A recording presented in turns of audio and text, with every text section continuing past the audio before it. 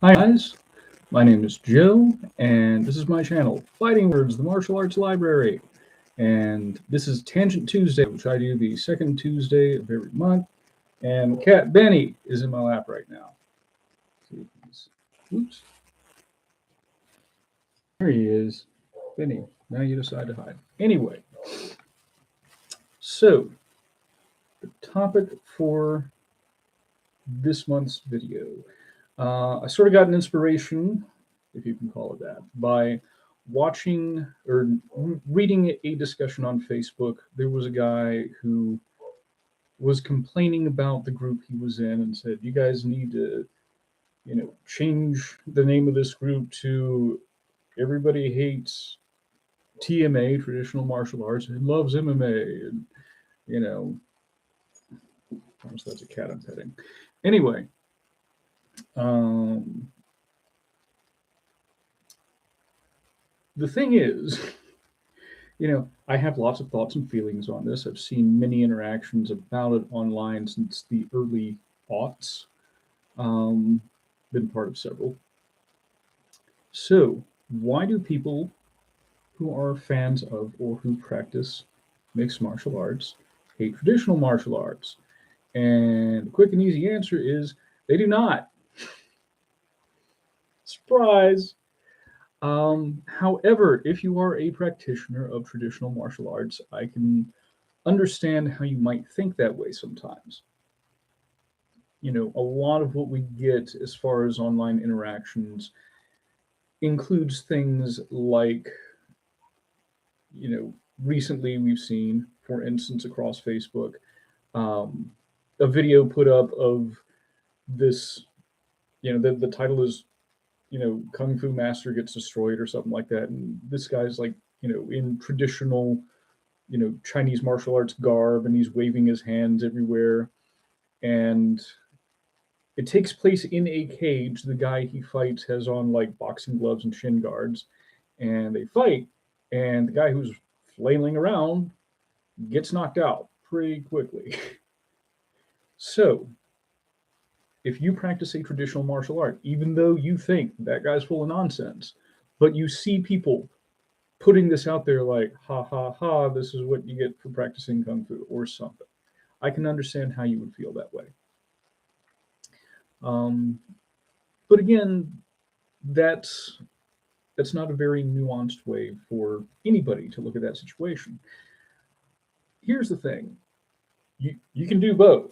You can have both mixed martial arts or other combat sports. I don't really like that term, but people understand what it means mostly.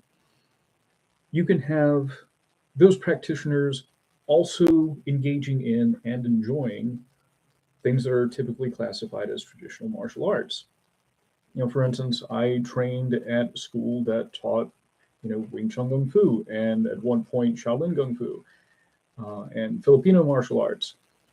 And there was also an MMA fight team, because the school also taught Brazilian Jiu Jitsu and Muay Thai. There's a school that's pretty much exclusively focused on churning out MMA fighters that's nearby. And the last time I was there, they had a Wing Chun class, and again, a Filipino martial arts class. There's a Taekwondo school that I'm aware of that has MMA classes and has a Brazilian Jiu Jitsu class in addition to a Capoeira class. Um, you have practitioners like um, uh, Burton Richardson, who practices Brazilian Jiu Jitsu and who's trained and cornered MMA fighters. And he's also a big fan of arts like Silat and Kali. And you have Tim Cartmel, who, you know, also practices Brazilian Jiu Jitsu, but he really has his roots in traditional Chinese martial arts. And then you have the Machida brothers, who do karate and MMA and Brazilian Jiu Jitsu. You'll notice that theme. It does happen to be the most popular grappling style for people who are transitioning into MMA. Anyway, um,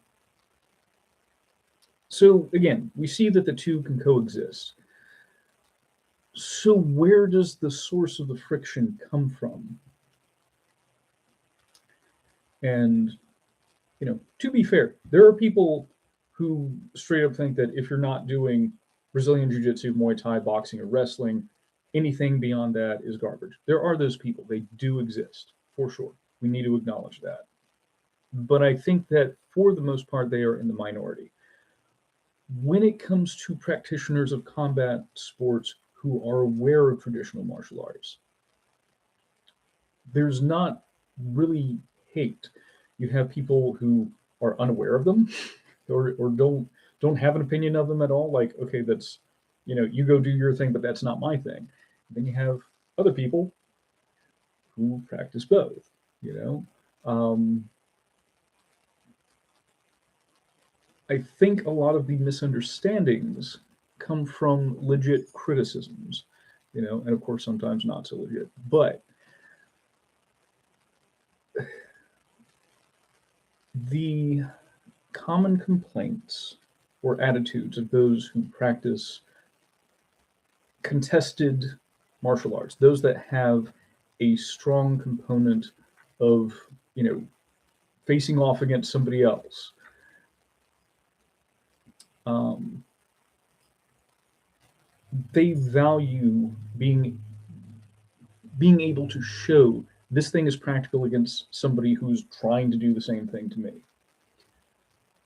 And that's not always how it is with traditional martial arts. In fact, I would say the defining feature of something is traditional is that its main purpose is preserving tradition. To reference Ian Abernethy, one of my favorite videos or lectures of his is when he talks about the martial map and how there's a difference between training for martial arts, training for fighting, and training for self-defense. There's some overlap, but they are not the same thing. Well, people who practice things that are commonly classed as combat sports are training for fighting, perhaps a limited form of fighting, perhaps a more open form of fighting. But ultimately, I'm going to face that guy, and we are going to try to. One of us is going to try to win. Well, both of us are going to try to win. One of us is going to win based on these agreed upon conditions. And I think most people who come from a traditional martial arts background are really keen on practicing, and learning that martial art as it is. I want to learn karate because I saw the Karate Kid. I want to learn Wing Chun because I saw Ip Man, and I just, this thing has captivated me, and I want to do the thing. Cool. Part of the issue is that we assume that because something is a martial art, that training in it will give us the ability to fight. By itself, it will not. They are not. What's the opposite of mutually exclusive? Mutually conducive. Any sort of training, in order to be effective, needs to reflect the environment you are preparing yourself for. So, if your training consists of exclusively punching and kicking the air, or your partner drills are a guy throws a technique like a reverse punch that you would never actually see thrown, or is extremely unlikely to be thrown when people are contesting strikes, and he just freezes in place, and you do what Bruce Lee referred to as dissecting the corpse. That's probably not going to translate to someone throwing a haymaker and trying to take your head off, trying to tackle you, wrapping up your head in a headlock or a choke. Again, you can train in that method if you want to study the art as an art. But to be effective, sooner or later, you're going to need to, throw on some gloves and a mouth guard and get knocked around a bit. Anyway, there's also the factor of up until roughly 1993, I mean, there were definitely some people who knew the difference, but what we got a lot of from it, I want to use the word propaganda. I don't think it's correct, but from what a lot of people who taught and practiced traditional martial arts, a lot of what they were showing, a lot of the demonstrations, a lot of what we saw in movies, a lot of that sort of felt like false advertising the first time you see, a karate black belt get double legged and a guy just sit on his chest and punch him in the face. you know, you guys just broke a stack of bricks. Are you telling me that, you couldn't do that to this guy's rib cage? You know, that's what it sort of felt like. And even today, we still get sort of this false advertising, again, particularly coming out of China.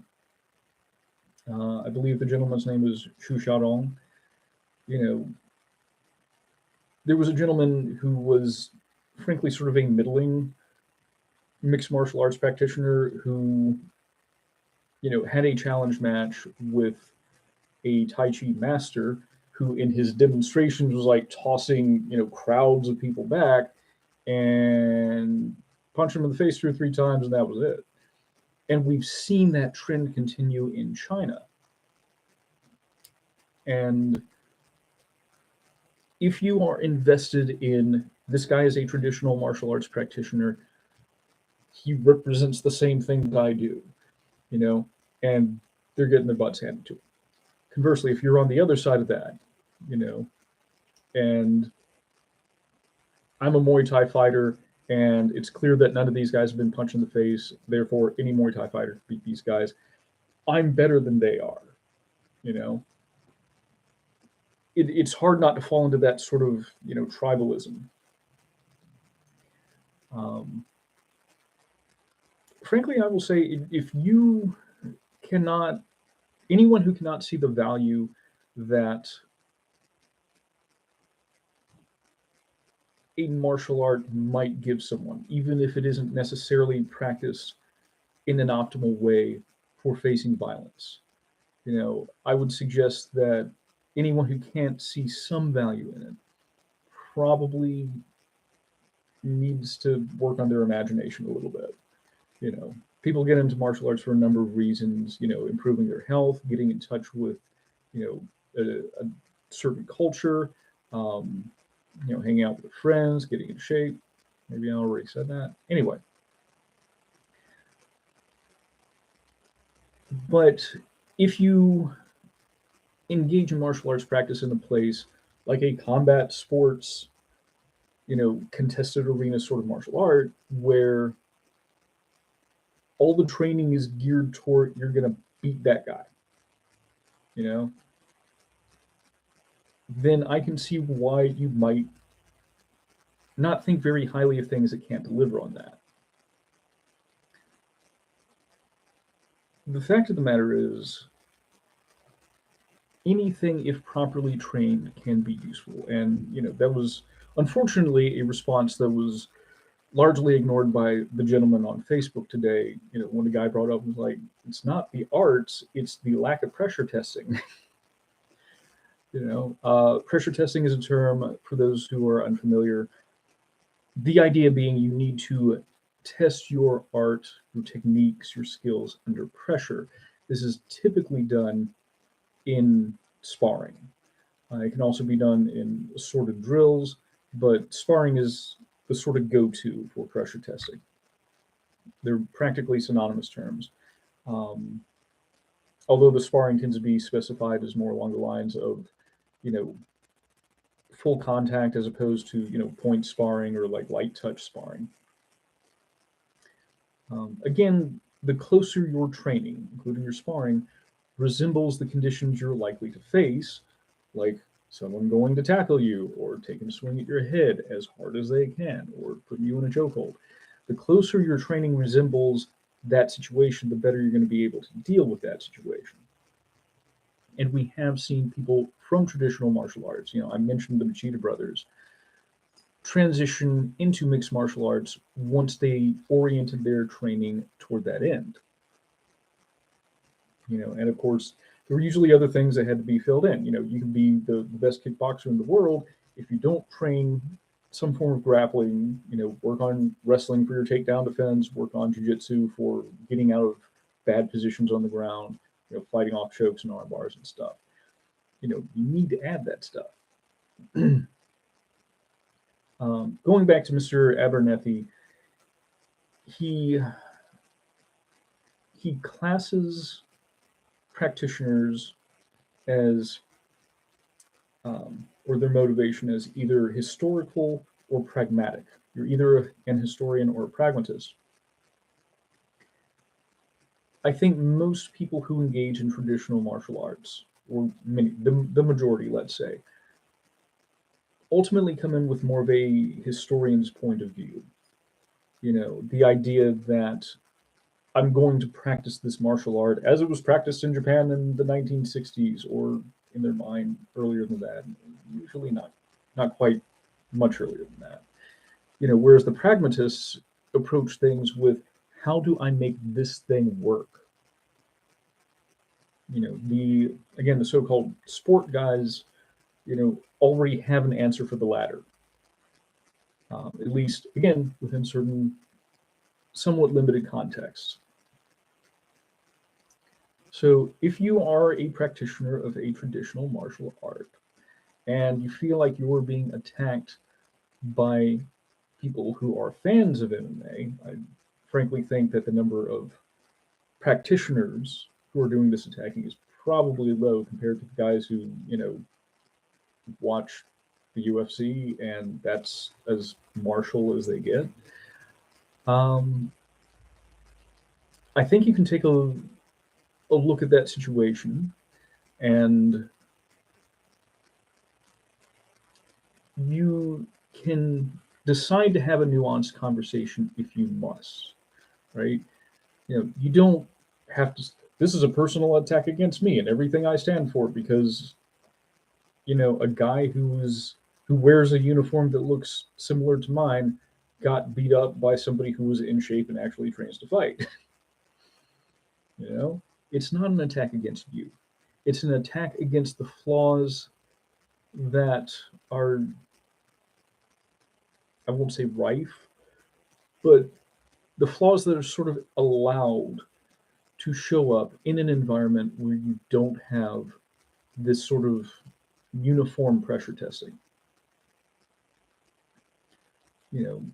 I would encourage my viewers, my friends who practice traditional martial arts, to just recognize, this isn't about me. This is about people claiming that,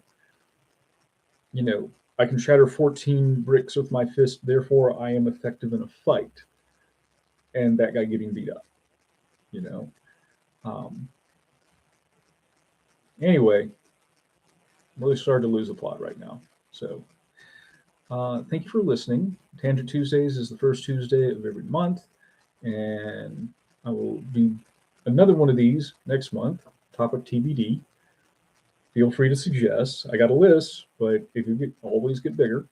And Friday is going to be another book review. As a little preview, this is going to be on a book that covers English weapons from the late 18th and early 1900s. So anyway, thank you for watching, and I'll see you when I see you.